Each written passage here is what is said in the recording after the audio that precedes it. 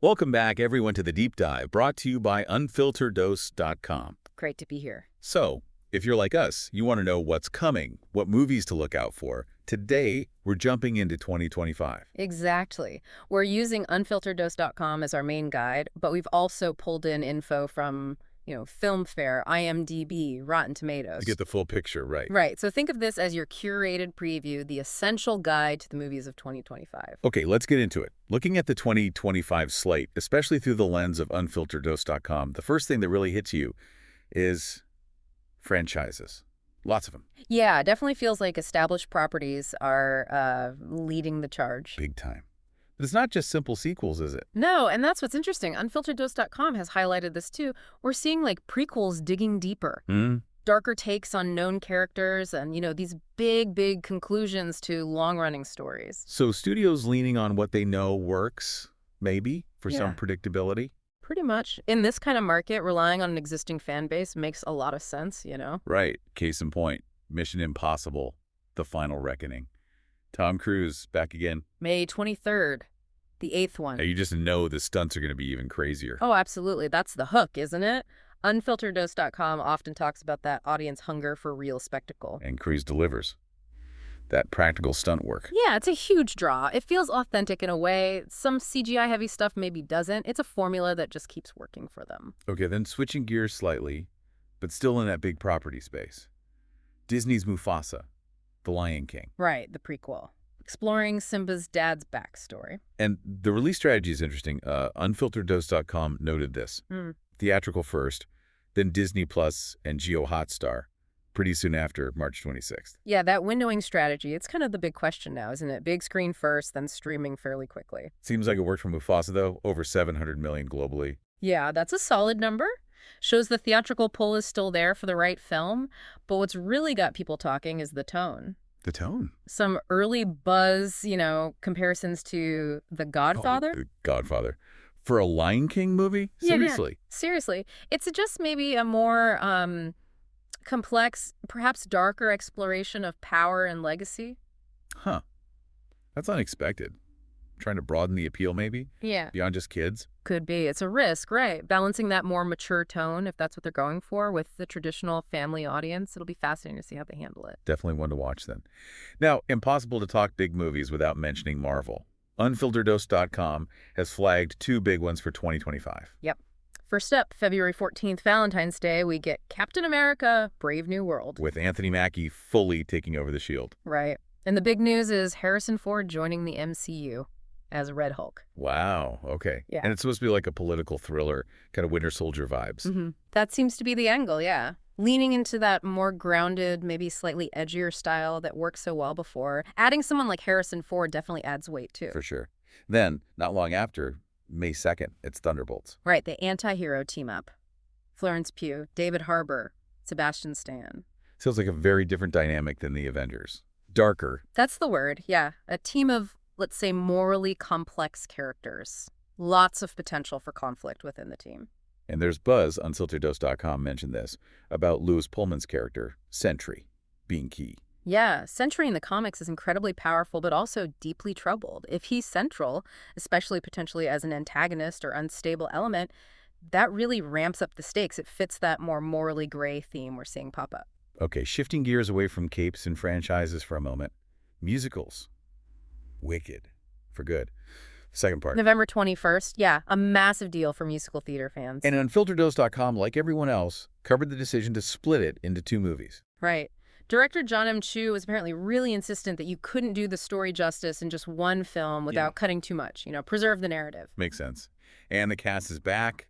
Cynthia Erivo, Ariana Grande. Michelle Yeoh, Jeff Goldblum. Yeah, the whole core group. Expectations must be sky high after the first part. Oh, absolutely. The stage show has such a dedicated following. This conclusion is a genuine cinematic event for a huge community.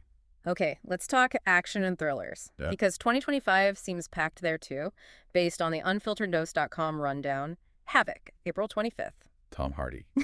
And directed by Gareth Evans. The guy who did The Raid. Exactly. And so expect something Probably pretty gritty, pretty intense. Visceral is the word that comes to mind. Yeah, Hardy plus Evans sounds like a recipe for some serious hard-hitting action. Definitely one for fans of that practical, intense combat style. Then, August 15th, we get Nobody 2. Bob Odenkirk is back. The first one was such a fun surprise, wasn't it? It really was. Odenkirk as this, unassuming guy who's secretly a total badass. Yeah. Unfilteredose.com followed that one closely. It'll be interesting to see how they build on that. Yeah, can they capture that same magic? That subversion of expectations? That's the challenge, right? Exploring that hidden violence thing again. Audiences seem to love it first time round. Okay, for crime drama fans, The Alto Knights, March 21st. Barry Levinson directing, and Robert De Niro playing 2 roles. Yeah, dual roles as rival mob bosses from the sounds of it. Wow, De Niro playing opposite himself as gangsters. With Levinson directing, that has serious potential. Could be a major mob movie. Sounds like it. And then rounding out this section, Caught Stealing, August 29th. This one sounds intriguing too. Darren Aronofsky directing Austin Butler. Set in 1990s New York. Crime thriller. Yeah, Aronofsky's style. Usually pretty intense, visually distinct, and Butler's obviously huge right now. That combination feels like it could be something really memorable, maybe quite dark. Definitely a director-actor pairing to watch. Yeah. Okay, let's pivot to horror. Unfilteredose.com noted some interesting trends here for 2025. It's not just straight-up scares anymore. No, there's a lot of genre blending going on, which is really exciting. Horror mixing with comedy, with sci-fi. Keeps things fresh, I guess. Exactly. Filmmakers are finding clever ways to scare you, but also maybe make you laugh or think about bigger ideas. Broadens the appeal, too. Like Death of a Unicorn, March 28th. That title alone. Right. Paul Rudd, Jenna Ortega. Horror comedy. Battling a CEO over a unicorn. It sounds completely bonkers. It does, but that mashup, fantasy, corporate satire, horror, it could be brilliant if they nail the tone. Very unique premise. Then there's Weapons, August 8th. New film from Zach Kreger. Who did Barbarian? Yeah, that film came out of nowhere and was genuinely creepy. And this one stars Pedro Pascal. Which, as Unfilteredose.com points out, immediately gets horror fans excited. Kreger proved he can do unsettling suspense. Pascal is huge. Yeah, Weapons has a lot of buzz. Shows there's still a big appetite for original horror with strong talent involved. Definitely. Now, we mentioned Mufasa earlier for families. Any other big family-friendly options highlighted across the sources, like unfiltereddose.com? Well, Mufasa is the big animated one from Disney, for sure. There's also talk of Karate Kid Legends, though the date is still TBD, I think. Okay. It still feels like studios are figuring out that balance, theatrical versus streaming for family films, trying to hit different audiences. Yeah, that distribution question keeps coming up. And tied into all this is technology, isn't it? Its role seems bigger than ever. Oh, massively. AI is getting involved in script analysis, CGI creation, even helping with editing workflows behind the scenes. Really? So it's becoming part of the toolkit? Absolutely. Helping filmmakers achieve things that were maybe too complex or expensive before, streamlining the process. And for the audience experience. We're seeing more VRR elements being explored and definitely more sophisticated sound design, spatial audio, things like that. Like in The Electric State, March 14th. Yeah. That's supposed to use sound immersively. Yeah, reports suggest they're really pushing the audio to pull you into that world. It's not just about flashier visuals. It's about making the whole experience more enveloping, more visceral. Interesting. So unfiltereddose.com gives us a great base. Yeah. But looking wider, like at IMDb's most anticipated list for 2025, does that paint a slightly different picture? It does broaden the view, yeah. IMDb's list is driven by user interest, what people are actually clicking on and adding to their watch lists during 2024, so it reflects direct fan anticipation. And there's overlap, I assume. Some, yeah. But also some titles that maybe weren't front and center in the Unfiltered Dose preview, but are clearly generating huge excitement elsewhere. Like what? Give us a couple examples from IMDb's list. Okay, so topping their list often is James Gunn's Superman. Massive buzz around that reboot. Right, new director, new era for Superman. Then you've got 28 years later. Whoa, they're doing another one. Apparently. Shows the lasting power of that franchise. Also, the Fantastic Four, First Steps. Huge anticipation from Marvel fans for that. Makes sense. What else? A live-action How to Train Your Dragon is high up there.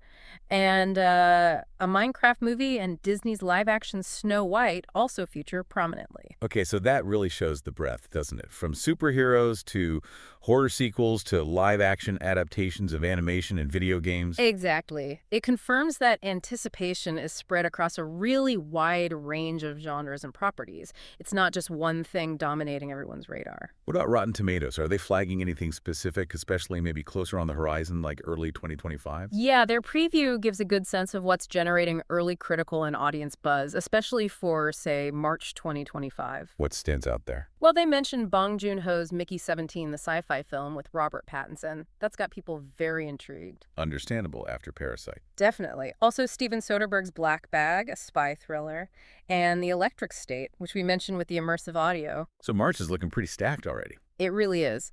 Rotten Tomatoes also highlights Disney's Snow White, Ash, which is a sci-fi horror, Yeah. The Alto Nights again, Death of a Unicorn again, Mhm. and another horror called The Woman in the Yard.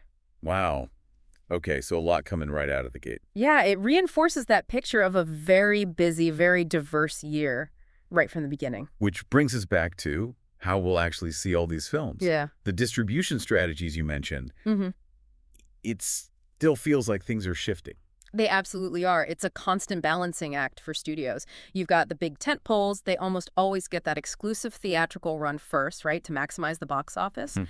But for other films, even some pretty big ones, we're seeing more variety. Sometimes it's a simultaneous release in theaters and on streaming. The hybrid model. Right, or just a much shorter gap between the cinema release and when it lands on a streaming platform. So it really just boils down to studios trying to figure out how to make the most money from each specific film across all the different ways people watch now. That's pretty much it.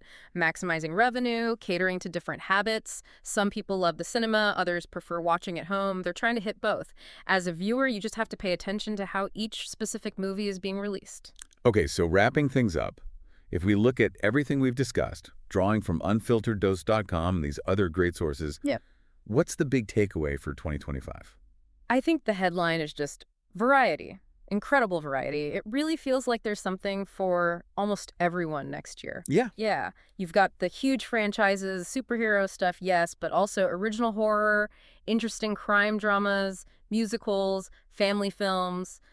It's a really broad mix. It does feel like this mix of the familiar, the sequels, the adaptations, alongside some potentially really original, maybe riskier bets. Exactly. A convergence of known quantities and new ideas.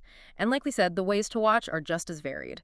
The cinema experience is still a big deal, but streaming offers that immediate access. So lots of choice, both in what to watch and how to watch it. Precisely. More options than ever, really. Well, this has been a fantastic deep dive into the 2025 movie slate. Huge thanks for walking us through it, guided by the insights from unfiltereddose.com. My pleasure. Hopefully it gives everyone a good roadmap for the year ahead. We certainly hope this overview has given you, our listeners, a clearer picture and maybe added a few things to your must-watch list for next year. Yeah, hopefully drawing from unfiltereddose.com and the others helps you navigate what looks like a really packed year. And maybe just a final thought to leave everyone with. With this huge mix of movies coming, big franchises, original ideas, different genres, and all these ways to watch them, what does this variety tell us about where filmmaking is right now? Are studios playing it safe, or is there still real space for unique voices to break through? What kind of movies will you seek out in 2025? What does that say about the stories we crave? Good question to ponder. Something to think about as you plan your own cinematic journey through 2025. Thanks for tuning in to The Deep Dive.